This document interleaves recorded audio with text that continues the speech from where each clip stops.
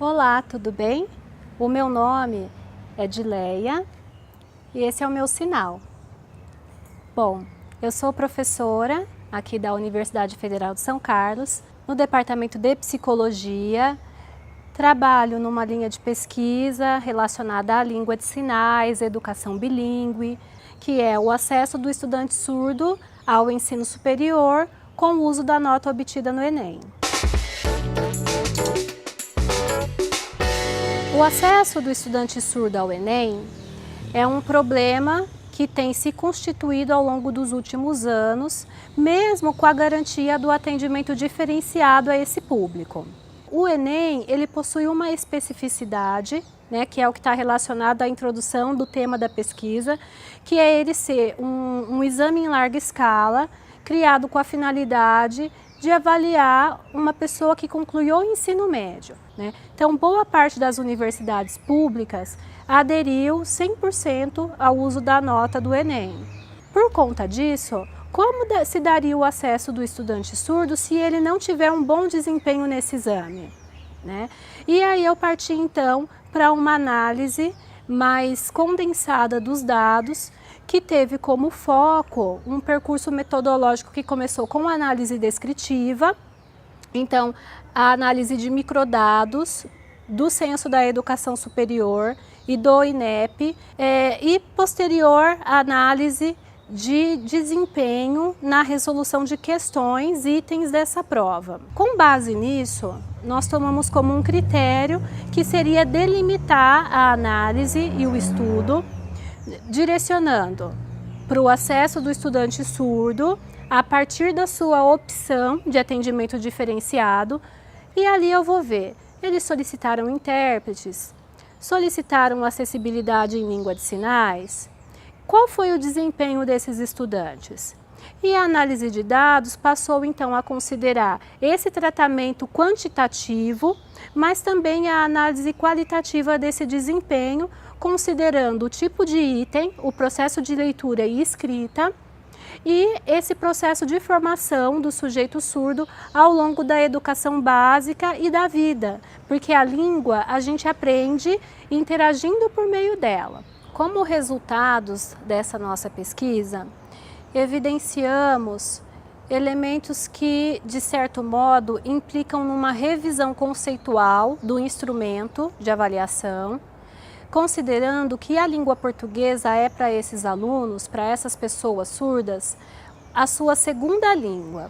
Quer dizer que ao longo de toda a etapa de escolarização, o sujeito surdo precisa encontrar na escola básica o acesso à língua portuguesa de uma maneira em que eles tenham mais autonomia para fazer a interpretação textual, para que ele consiga então obter um bom desempenho na prova objetiva. Um elemento que é essencial é a estrutura do exame. O estudante lida com uma questão formulada, considerando um conteúdo específico, vamos pegar aqui um exemplo que é a história, só que ele não vai aparecer como um conteúdo cru daquela área. Vai exigir do aluno lidar com uma situação-problema e estabelecer conexões com discussões que ele pôde presenciar ao longo da sua vida escolar, ao longo da interação com a sociedade, por meio dos meios de comunicação, por meio da conversa com seus colegas, da leitura de jornais e etc.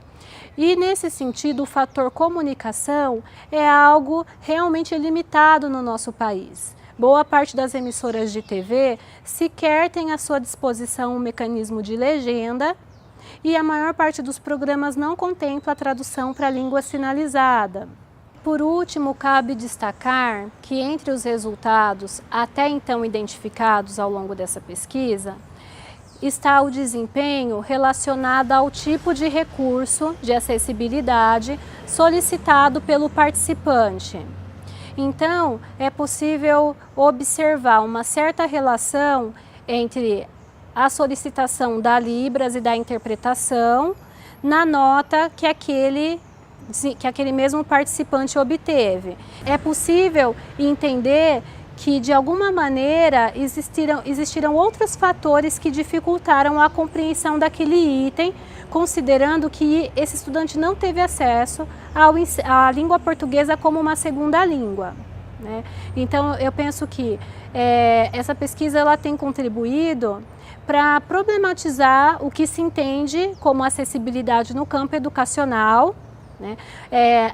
Tem ajudado sim a pensar no quanto um exame dessa magnitude de fato é acessível a toda a população brasileira, tendo em vista que a comunidade surda brasileira é, de certo modo, representada por um grande número de pessoas, e, sobretudo, a pensar o quanto a nossa sociedade precisa rever o conceito que se tem de ensino, né, e de avaliação, tendo em vista que a escola pública ela é um lugar de todos e que todos deveriam ter acesso a um ensino de qualidade.